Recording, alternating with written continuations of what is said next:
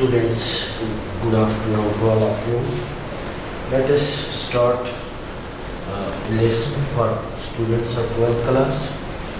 The chapter is security in the contemporary world. As earlier we have discussed its first part. As you know that security means a state of well-being, a state of being free from any threat or danger. कोई भी मुल्क, कोई भी individual, कोई भी group who is free from threats, who is free from danger, we can call it as security. Means जिसे कोई खतरा नहीं हो, तो it's half of the parts that security means traditional security and non-traditional security. रवायती और गैर रवायती means traditional security is again of two types, external security and internal security. In our first part yesterday, in our earlier topic, we have discussed regarding the external security, which is military threats, choices against the threat, to surrender, to prevent war, to defend, and then there is a balancing of power and alliance building. These are the topics, these are the subject matters which are included in the external security, which is a kind of traditional security. We have discussed all its part. Again in our coming discussions, we will discuss them one by one in detail. But today, as this is the introduction to the chapter security in the contemporary world, what is going on, what are the threats, what are the internal threats, what are the external threats, and what are the other threats. Means every threat, every danger is not a security threat. सारे जो है इसके जो भी है, only those threats, only those threats which are subject of the core issue are considered as the security threat. As we have discussed all these, today we will discuss the internal security, means within the country. Some threats, you are well aware of the fact that the only external threats, there are not only the external danger, external threats to the country or a group or a family or a human being. Means जहाँ जिसकी मिसाल लीजिए आप, चाहे वो घर है, चाहे वो ग्रुप है, चाहे वो सिंगल इंडिविजुअल है, चाहे बहुत सारे इंडिविजुअल हैं, तो चाहे ग्रुप है, चाहे नेशन है, we can understand that the threats, उनको खतरा जो है, उनको खतरा कहीं अपने अंदर within the country, means we are talking of India, and we have discussed its external threats. Means those are military threats, military related threats. Then there are balance of powers. According to the power, suppose one country is strong, other is a weak, that is a threat for a weaker country. And for that, the weaker country, the country which is not in comparison to the developed country, that has to develop its economy. It has to make its military strong so that it may compete with that nation. Otherwise, there is a threat. अगर जब तक वो उसके बराबरी नहीं करता है, means वो फिर कहीं न कहीं उसके लिए खतरा है. Either that nation has to surrender before the strong country, जो powerful country है, उसके अंदर फिर उसे जो भी होगा वो मानना पड़ेगा. Otherwise, he has to develop it. Army, economy, her field में इसको आगे जाना पड़ेगा. तो जहाँ तक इंटरनल सिक्योरिटी का ताल्लुक है या अलायंस बिल्डिंग है, कभी कभार ऐसा होता है कि for distribution of the expenditure of the war, alliance are made with other countries. Not only the poor country, the underdeveloped countries can make alliance. But sometimes it has been seen, it has been observed that the country which is the strongest means powerful country, even America and the Soviet Union, in other countries which are stronger, they are in the process of alliance building. They can build their alliance with other countries. Maybe those countries are not so strong, but why they? But the question arises: suppose the other countries are not as stronger as the country which is making alliance with them. It is only for distribution of the expenditure. Suppose it happens that a stronger, a powerful country is in war with the other stronger country. In the war, a huge expenditure is made by the country which are in war within the war. So they can make alliance, they can build alliance with the other country, so that the expenditure of the war may be distributed, and the burden of one country may be distributed to other countries as well.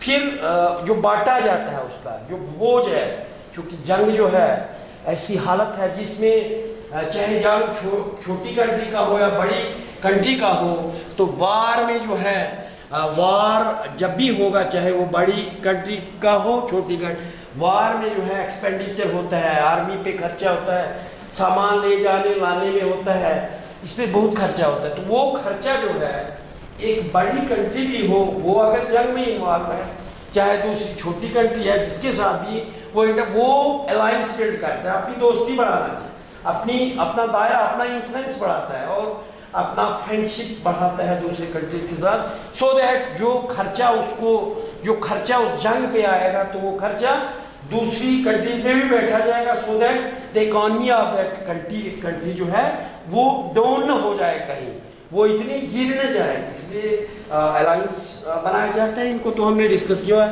जहाँ तक then there are the internal security का मसला है कि some time certain conflicts, ऐसे situations are created within the country that is a threat for the nation.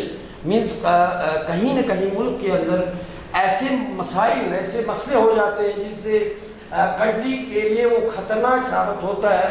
तो इसलिए वो जो है उनकी स्टडी हम करेंगे। What are the internal security का मसला क्या है कि हमारा जो है there is a danger means the threats और from within the countries to as well that the communal riots जो हैं कभी कभार ऐसा हो जाता है कि दो ग्रोहों के दरमियान, दो रिलीजन के दरमियान, दो जेंडर्स के दरमियान कभी न कभी जो है वो दंगे फसाद शुरू हो जाते हैं। तो that are the communal riots are sometimes danger for the security of the country. जैसे कहीं पे will take Sri Lanka as an example for this, जहाँ पे सिन्हाला और जो तमिल टाइगर्स जो थे उनके दरमियान बहुत देर तक लड़ाई चली।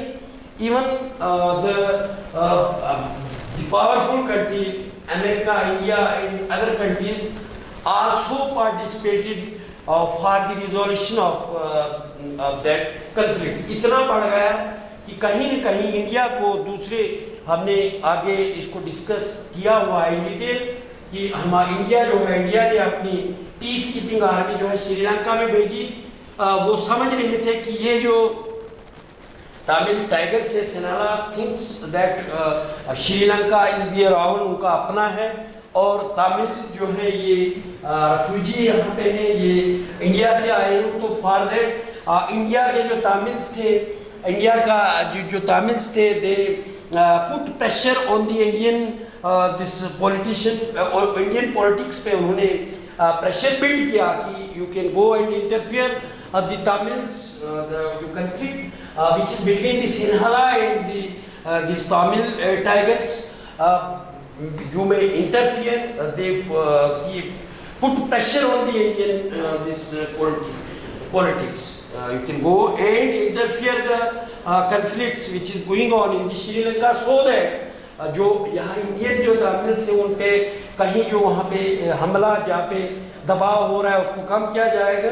और for this purpose India sent its troops, that is peacekeeping army, to the Sri Lanka for the resolution of the conflict between the two. But ऐसा नहीं हुआ कि इंडिया के जो पीस कीपिंग आर्मी थी उन्होंने उनको मतलब उन पे प्रेशर बिल्ड करना चाहा तमिल टाइगर्स पे, बट वार स्टार्ट उनके साथ डायरेक्ट वार स्टार्ट हो गया। फिर जो है Sri Lankan government thought that India is interfering our internal जो सिक्योरिटी है, India is interfering with internal security of Sri Lanka.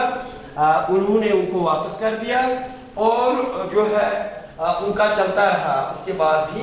Means this is an example of the communal riots, जो दंगे फसाद जो बिटवीन दो नस्लों के दरमियान में होते, दो जेंडर्स के दरमियान में होगा। मीन्स उन राइट्स जो हैं they are really danger, they are the threat for the nation. मुल्क की सलामती के लिए वो खतरा होता है, इसलिए दे प्ले द कम्युनल, हम जहाँ तक कम्युनल जो रिलीजन बेसिस पे कन्फ्लिक्ट्स होते हैं बिटवीन द टू ग्रुप्स, वो that is really a danger, that is really threat, even that is within the country, but sometime it is known that this can create problem for the security of the nation। जो उसकी सलामती है कहीं न कहीं उसके लिए वो खतरा होता है। तो then this was the communal right।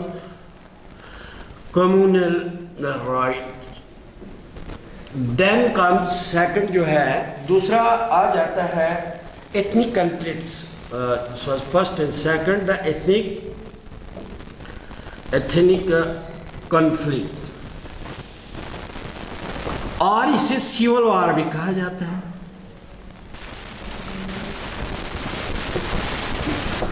ethnic conflicts और सिविल वार, तो इसमें जो है अगेन हमारी जो जाति कास्टिज्म है हर कंट्री में, चूंकि हर कंट्री जो है दैट इज डोमिनेटेड, वो जो उसके अंदर बहुत सारी कास्ट होते हैं, कस्टम्स, ट्रेडिशन, मींस हर रस्म रिवाज अलग है, वहाँ का कास्टिज्म अलग है, वहाँ का रिलीजन अलग अलग होता है। तो कभी कभार ऐसा हो जाता है कि दो ग्रुपों के दरमियान जो है कभी कभार लड़ाई हो जाती है, कन्फ्लिक्ट्स हो जाते हैं, उनके दरमियान रस्साकशी होती है। तो that is also a threat for a nation.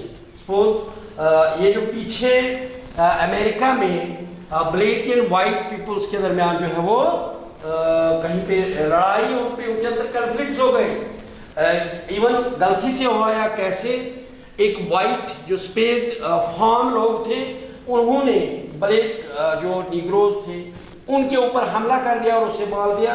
तो ऐसी सिचुएशन बन गई कि बहुत सारे लोगों को वहां पे मर गए, दंगे फसाद शुरू हो गए between the white and the blacks. जो सफेद फार्म और भक्षी लोग होते हैं तो उनके दरमियान दंगे फसाद हो गए।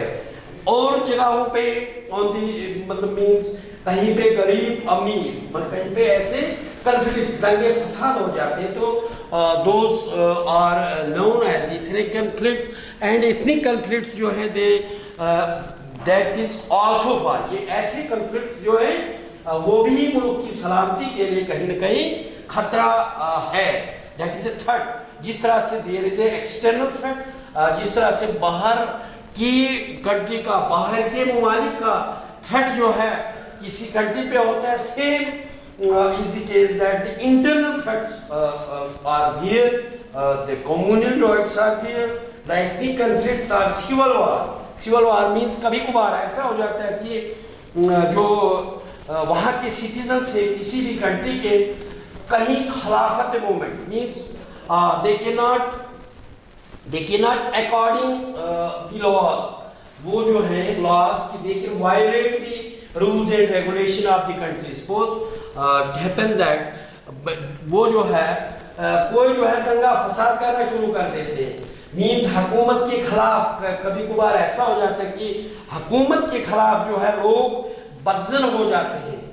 जब whenever there is a violation of fundamental rights हो या कोई भी जो है किसी भी तरीके से कहीं जुल्म हो तो उसके खिलाफ लोग जो है वो आवाज उठाते हैं और वो आवाज जो है कहीं न कहीं सिविल वार की तरफ लीड करती है, प्रोसीड करती है और वो जो है मुल्क की सलामती के लिए खतरा होता है। Then the third part is a separatist movements. Then comes separatist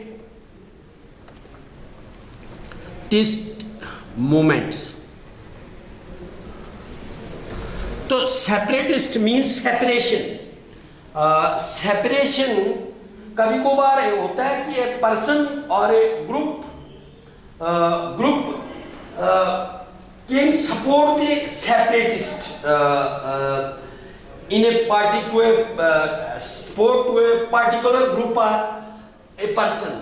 कभी कभार ऐसा जाता है कि वहाँ पे आंदोलन चल रहा है कि इलाहादी का कहीं एक मेजॉरिटी ग्रुप है उससे कहीं न कहीं जो है स्मॉल ग्रुप के like to separate from the majority of the group. Suppose within a country कहीं पे जैसे ये जो टेररिज्म इन कश्मीर है it is for this separatist movement means एक ग्रुप है जो कुछ चंद ऑर्गेनाइजेशन से which favor जो है कि they like that it is a separate they would like a separate part, a separate region, a separate country and others can support it।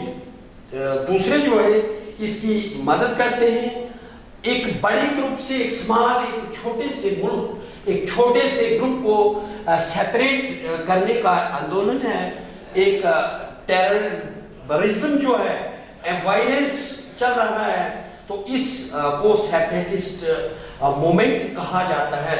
जिस तरह से हमने पीछे we have explained the creation of Bangladesh in detail that this Bangladesh which was a part of Pakistan, इसको मशरिकी और मगरिबी पाकिस्तान कहा जाता था।